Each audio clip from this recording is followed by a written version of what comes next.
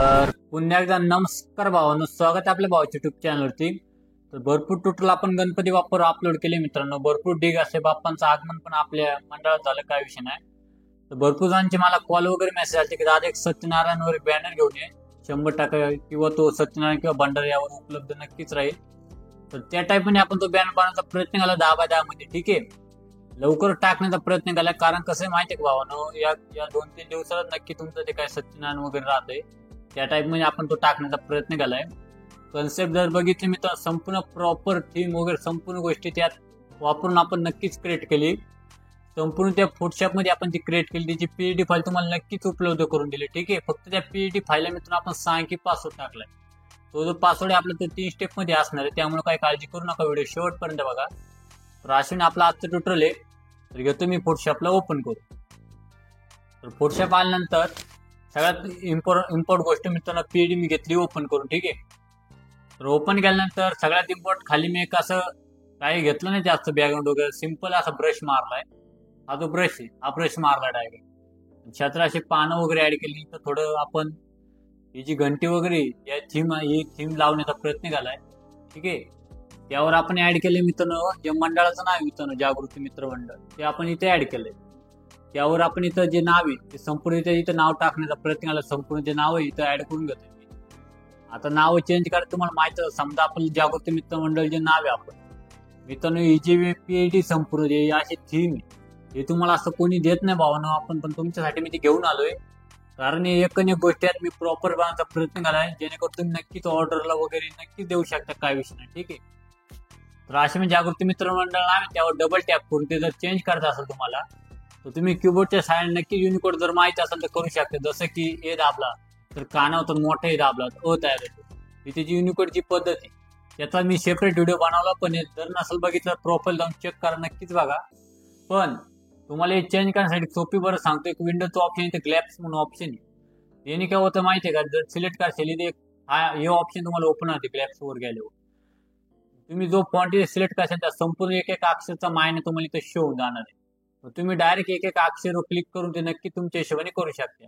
इथं आहे आपल्याला त्याच्या पुढे काना मारायचा आहे तर इथं 2 काने लावू शकता तुम्ही, हे बघू शकता. असं या टाईप मध्ये तुम्ही करू शकता या साहाय्याने. एकदम सगळ्यात सोपी पद्धत आहे. ठीक आहे, ही पद्धत तुम्हाला सांगून दिली. कंट्रोल झेड दाबून आपण बॅक येतोय, आपलं ऑलरेडी आईचं नाव ठेवतोय, याला काम झालं लॉक करा. बाकी गिरणारे भरती गणेश निमित्त मित्रांनो त्याला काही करू नका, ते ऑलरेडी आपण टाईप केले, पण तो सुद्धा युनिकोड फॉन्ट आहे, काय विषय नाही. ठीक आहे, त्यानंतर आपण जे खाली नाव ऍड केले गुरुवार, बाकी काय विषय नाही, ते संपूर्ण पॉपिस फॉन्ट आहे. त्यावर आपण घेतलं इथं बघू शकता तुम्ही एक मानचा आणि राजा. तुम्हाला जर वाटलं तुम्ही ते घालू पण शकता, जर वाटलंच तुम्हाला टाकायचं तुमच्या शोधून तुम्ही नक्की टाका. बाकी हे बघू शकता डिग असं संपूर्णरित्या गोष्टी ऍड केलाय. सर्वात इम्पॉर्टंट गोष्ट मित्रांनो, ठीक आहे, हे जे भव्य भंडारा व सत्यनारायण मित्रांनो ते प्रॉपर आपण ऍड करण्याचा प्रयत्न केलाय, जेणेकरून काम झालं तर लॉक करा. हे बघू शकता एकदम खतरनाक क्वालिटी लावली तिथं. ठीक आहे, अशा पद्धतीने. त्यानंतर त्यावर आपण गणपती बाप्पाचा इमेज मारलाय या टाईप मध्ये. ठीक आहे, त्यावर आपण जे खाली जे पूजेचे असे नॉर्मल साहित्य वगैरे असते त्याला थोडं तिथं दाखवण्याचा प्रयत्न केलाय. त्यावर आपण इथं खाली रेक्टँगल मारलाय.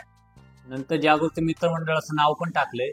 या अशा संपूर्ण त्या गोष्टी इथं आपण या डिग मध्ये असं अपलोड केलंय. सर्वात इम्पॉर्टंट गोष्ट आपण थोडासा इथं कर्व मारलाय, जेणेकरून डिझाईन आपली थोडी अशी व्हायब्रेशन टाईप, थोडी अशी ब्राईटनेस वगैरे डार्क मध्ये दिसन. म्हणजे हे जे आपण केलं ना मित्रांनो, इथं खाली एक ऑप्शन, याच्यावर जर आलं ना तुम्ही इथं एक ऑप्शन तुम्हाला कर्व्स म्हणून, हे बघू शकता. इथं केल्यानंतर जसं जसं तुम्ही इकडे काढशाल तशी तुमची डिझाईन इथं हे बघू शकता आपल्या इथं प्रिव्ह्यूला कसं दिसतंय.